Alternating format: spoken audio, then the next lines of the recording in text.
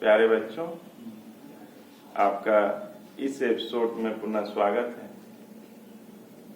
पिछले अध्याय में हम लोगों ने या पिछले टर्म में हम लोगों ने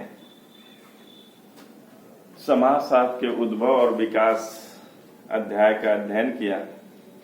आज के टॉपिक में हम लोग इस अध्याय से संबंधित जितने क्वेश्चन आते हैं परीक्षाओं में, उसके बारे में हम लोग देखेंगे, समझेंगे, पढ़ेंगे।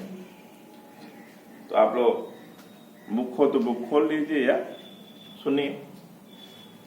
पहला क्वेश्चन है, इस्माइल दुर्खीम का जन्म किस देश में हुआ था?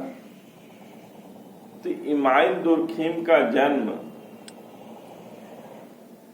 फ्रांस में हुआ है। इस्माइल दुर्खीम ये भी जब समाजशास्त्र का उद्भव और विकास हो रहा था उस समय इनका महत्वपूर्ण रोल था। एक तरह से वैज्ञानिक पद्धति अप्लाई करने के लिए समाजशास्त्र में बहुत सारे योगदान किए थे। तो इनका जन्म इस्माइल दुर्खीम का जन्म फ्रांस में हुआ है। फिर दूसरा क्वेश्चन है, निम्नलिखित में से किस एक समाजशास्त्री को समाजशास्त्र के संस्थापकों में से एक नहीं माना जाता है? तो समाजशास्त्र के संस्थापक में से जो मेनली नाम लिया जाता है ऑगस्ट कम्ट है, इस्माइल दुर्खीम है,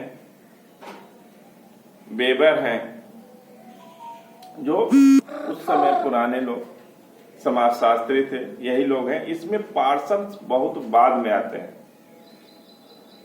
तो जो बेसिक इसके संस्थापकों में रहे हैं कम्ट है, दुर्खीम है, वेबर है, पार्सन नहीं है इसमें। फिर अगला क्वेश्चन, समाजशास्त्र की स्थापना किस वर्ष हुई? तो समाजशास्त्र की स्थापना अगस्त कम्ट ने की है और सन 1838 में की है। समाजशास्त्र से पहले समाज का अध्ययन करने के लिए अगस्त कम्ट ने सोशल फिजिक्स, सामाजिक भौतिकी नाम दिए थे, मगर बाद में उसमें कई लोगों को सुझाव या फिर बाद में उसे उन्होंने समाजशास्त्र का नाम दे दिया था। तो इसकी स्थापना 1838 में हुई है। अगला क्वेश्चन, भारत में प्रथम समाजशास्त्र विभाग की स्थापना बंबई विश्वविद्यालय में किस सन में हुई है? तो मैं कल के क्लास में आप लोगों को भारत में समाजशास्त्र के विकास में बतलाया कि सबसे पहले भारत में समाजशास्त्र के इस विभाग की स्थापना बंबई विश्वविद्यालय में होती है 1919 में। फिर उसके बाद से मैसूर में होता है, फिर उसके बाद से लखनऊ में होता है। आप लोगों को कल की क्लास में ये बताया गया था। फिर आप लोग अगला क्वेश्चन देख लें, यूरोप में ज्ञानोदय ने किस बात पर बल दिया? आप लोग समाजशास्त्र के क्यों स्थापना हुई, किसी भी सब्जेक्ट का अगर कोई उद्देश्य रहता है तो ही समाज में आ पाता है। तो आप देखेंगे कि जब 19वीं शताब्दी आती है तो फ्रांस की क्रांति और इंग्लैंड की औद्योगिक क्रांति, और उसी समय मानो व्यक्तिगत स्वतंत्रता या ज्ञानोदय के खुद के कर्तव्य या व्यक्तिगत स्वतंत्रता क्या अधिकार या संवैधानिक पहलुओं सब आती है। तो उस समय जब व्यक्तिगत स्वतंत्रता पर बल दिया जाता है तो इसमें जो है यूरोप में ज्ञानोदय में किस बात पर बल दिया? तो वह है व्यक्ति की स्वतंत्रता पर। व्यक्ति की स्वतंत्रता, वाणी की स्वतंत्रता, कहीं बसने की स्वतंत्रता, उसके अधिकार, ये सारी की सारी बातें ये ज्ञानोदय के विकास के समय आती हैं। तो इसमें पहला ऑप्शन है व्यक्ति की स्वतंत्रता। फिर अगला क्वेश्चन हम लोग देखते हैं, समाजशास्त्र के प्रादुर्भाव में निम्नलिखित में से किस घटना को महत्वपूर्ण माना जाता है? तो आप लोग अभी मैंने बतलाया कि समाजशास्त्र के जो उद्भव होता है या प्रादुर्भाव होता है तो उसमें फ्रांस की क्रांति और इंग्लैंड की औद्योगिक क्रांति और ज्ञानोदय के विकास, तीनों चीजें महत्वपूर्ण है। तो इसमें जो क्वेश्चन है कि फ्रांस की क्रांति महत्वपूर्ण है, ये इसका ऑप्शन सही है। फिर अगस्त काम का जन्म किस वर्ष हुआ? तो अगस्त काम का जन्म फ्रांस में हुआ था और 1798 ईस्वी में इनका जन्म हुआ था। अगला क्वेश्चन है, प्रत्यक्षवाद की अवधारणा किसने दी है? प्रत्यक्षवाद से यहाँ जो दिए हैं वो अगस्त कॉम्ट है।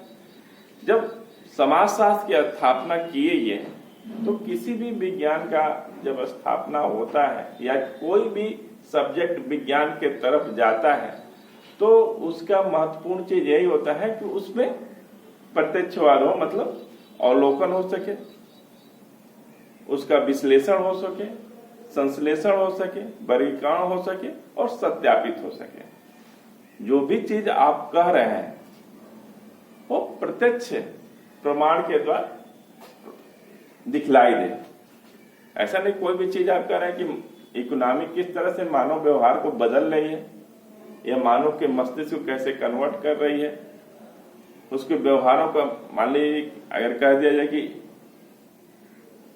ये पर्यावरण मानव के व्यवहार को किस तरह से बदल रहा है, तो जंगल में रहने वाला आदमी या पहाड़ी क्षेत्रों में रहने वाले व्यक्ति का व्यवहार और मैदानी क्षेत्रों में व्यक्ति के रहने वाले व्यवहार, गांव में रहने वाले व्यक्ति का व्यवहार, शहर में रहने वाले व्यक्ति का प्रभाव आए, उनके व्यवहार में अंतर है। तो ये प्रभाव पड़ता है कि कौन व्यक्ति कहाँ रह रहा है, किस प्रदेश में रह रहा है, किस जगह पर रह रहा है, तो उसका प्रभाव दिखलाई देता है। तो यही कि कोई भी चीज आप कह रहे हैं कि उसमें कितना सत्यता है, प्रत्यक्ष या प्रमाणों के आधार पर प्रमाणित हो जाना चाहिए, प्रमाणों के आधार पर उसकी पुष्टि हो जानी चाहिए। तो प्रत्यक्षवाद के जनक अगस्त कॉम्ट थे। फिर सामाजिक पुनर्निर्माण सिद्धांत किसने दिया? ये भी कांट का है, अगस्त कॉम्ट का है। कि जब इन्होंने प्रत्यक्षवादी समाजशास्त्र का विकास किया तो समाज में जो भी बुराइयां हैं या तो उसको पुनर्निर्माण किया जाए, उसमें फिर से नई चीजें डाली जाए, जो भी गलत चीजें उसको हटाई जाए, नई चीजें लाई जाए। तो पुनर्निर्माण की भी समाजशास्त्र पुनर्निर्माण का सिद्धांत अगस्त कॉम्ट ने दिया है। अगला क्वेश्चन है, अगस्त कॉम्ट किस राष्ट्र या देश से संबंधित है? तो ये फ्रांस से संबंधित है। ठीक है, फ्रांस की क्रांति में इनका भी योगदान रहा है। आगे क्वेश्चन देखते हैं, समाजशास्त्र के जनक का नाम क्या है? समाजशास्त्र के जनक अगस्त कॉम्ट है। उन्होंने 1838 ईस्वी में समाजशास्त्र नाम के सुझाव दिया जो समाज का अध्ययन करेगा। इससे समाजशास्त्र से पहले उन्होंने सामाजिक भौतिकी सोशल फिजिक्स नाम दिया था। अगला क्वेश्चन, विश्व में औद्योगिक क्रांति का आरंभ किस देश में हुआ? तो ये औद्योगिक क्रांति इंग्लैंड में आती है। जितने भी उपनिवेश बनाता है तो औद्योगिक क्रांति और फ्रांस की क्रांति यहाँ पूछने का मतलब, क्योंकि यहाँ जो भी है समाजशास्त्र से रिलेटेड होना चाहिए, तो यहाँ जो क्वेश्चन विश्व में औद्योगिक क्रांति का आरंभ किस देश में हुआ? तो इंग्लैंड में हुआ। औद्योगिक क्रांति, ज्ञानोदय और फ्रांस की क्रांति तीनों के द्वारा या उस समय के परिस्थितियों के द्वारा ही समाजशास्त्र का उद्भव होता है एक तरह से। फ्रांस की क्रांति किस वर्ष आरंभ हुई? तो फ्रांस की क्रांति सन 1789 में आरंभ होती है। अगला क्वेश्चन, कॉम्ट ने आरंभ में समाज का व्यवस्थित अध्ययन करने वाले विज्ञान को किस नाम से संबोधित किया था? तो शुरू में अभी आप लोगों को बतलाया मैंने कि जब समाजशास्त्र विकास मतलब समाजशास्त्र के नाम के पहले अगस्त कॉम्ट ने समाजशास्त्र का नाम सोशल फिजिक्स या सामाजिक भौतिकी रखा था। फिर कई लोगों के सुझाव के बाद इन्होंने इसका नाम समाजशास्त्र कर दिया था। तो भारत में फिर अगला क्वेश्चन, भारत में समाजशास्त्र का अध्ययन सबसे पहले किस विश्वविद्यालय में आरंभ किया गया? अभी मैंने आप लोगों को बताया कि भारत में समाजशास्त्र का विभाग सबसे पहले बंबई विश्वविद्यालय में खोला गया और उसमें उसके अध्यक्ष थे पैट्रिक गिट्स, जो इंग्लैंड के थे, अंग्रेज थे।